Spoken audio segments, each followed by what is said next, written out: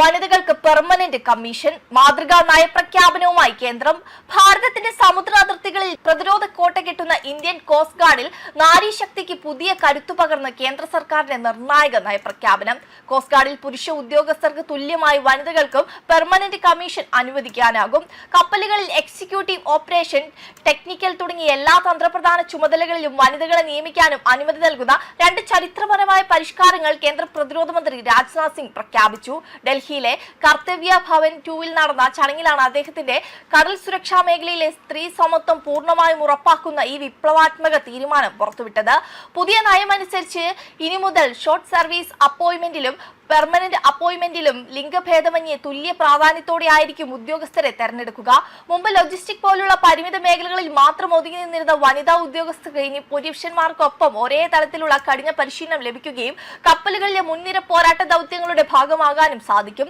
നിലവിൽ ഷോർട്ട് സർവീസിലുള്ള വനിതാ ഉദ്യോഗസ്ഥർക്ക് യോഗ്യതയ്ക്കനുസരിച്ച് പെർമനന്റ് കമ്മീഷനിലേക്ക് മാറാനുള്ള അവസരവും ഉന്നത തസ്തികകളിലേക്ക് സ്ഥാനക്കയറ്റവും പുതിയ നയം ഉറപ്പാക്കുന്നു. പ്രധാനമന്ത്രി നരേന്ദ്രമോദിയുടെ നാരീശക്തി എന്ന കാഴ്ചപ്പാടിന്റെ സാക്ഷാത്കാരമാണ് ഈ നടപടിയെന്നാണ് പ്രതിരോധ മന്ത്രാലയം ചൂണ്ടിക്കാട്ടിയത്.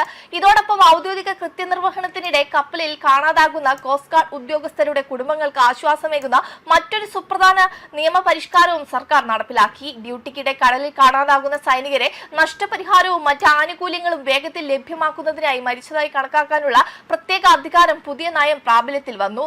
നീണ്ട നിയമ നടപടികളും കാത്തിരിപ്പും ഒഴിവാക്കി രാജ്യത്തിനായി ജീവൻ ത്യജിച്ച ധീര ജവാന്മാരുടെ കുടുംബങ്ങൾക്ക് സാമ്പത്തിക സഹായം തടസ്സമില്ലാതെ എത്തിക്കാൻ ഇത് സഹായിക്കും. 2027 സുവർണ ജൂബിലി ആഘോഷിക്കാൻ ഒരുങ്ങുന്ന ഇന്ത്യൻ കോസ്റ്റ് ഗാർഡിന്റെ കൂടുതൽ ആധുനികവും സജ്ജവുമാകാൻ ഈ തീരുമാനങ്ങൾ വലിയ ഊർജ്ജം പകരുമെന്നാണ് പ്രതിരോധ secretary Rajesh Kumar Singh, coast guard director general Paramesh Sivamani എന്നിവരുടെ സാന്നിധ്യത്തിൽ രാജ്നാഥ് സിംഗ് വ്യക്തമാക്കിയത്. അതേസമയം ഇന്ത്യൻ പ്രതിരോധ മേഖല അതിശക്തമാവുകയാണ്. ആഗോള പ്രതിരോധ നിർമ്മാണ മേഖലയിലെ പ്രധാന ശക്തിയായി മാറാനുള്ള ഇന്ത്യയുടെ ശ്രമങ്ങൾ ഫലം കാണുന്നതായാണ് കണക്കുകൾ. 2025-26 സാമ്പത്തിക വർഷത്തിൽ രാജ്യത്തിന്റെ പ്രതിരോധ കയറ്റുമതി ചരിത്രത്തിലെ ഏറ്റവും ഉയർന്ന നിരക്കായ 38,424 കോടി രൂപയിലെത്തിയിരുന്നു. മുൻ സാമ്പത്തിക വർഷത്തെ 23,662 കോടി രൂപയുമായി താരതമ്യം ചെയ്യുമ്പോൾ 62.66% വൻ വർധനമാണ് രേഖപ്പെടുത്തിയിരിക്കുന്നത്. ഒരു വർഷത്തിനിടെ 14,802 കോടി രൂപയുടെ അധിക കയറ്റുമതി നേടിയത് ഇന്ത്യയുടെ പ്രതിരോധ വ്യവസായ ചരിത്രത്തിലെ ഏറ്റവും വലിയ വാർഷിക വളർച്ചയായി മാറിയിരിക്കുകയാണ്. ഇന്ത്യൻ നിർമ്മിത ആയുധ സംവിധാനങ്ങൾക്കും സൈനിക സാങ്കേതിക വിദ്യകൾക്കും ആഗോള വിപണിയിൽ ലഭിച്ചുവരുന്ന സ്വീകാര്യതയുടെ പ്രതിഫലനമായാണ് ഈ നേട്ടത്തെ വിലയിരുത്തുന്നത്.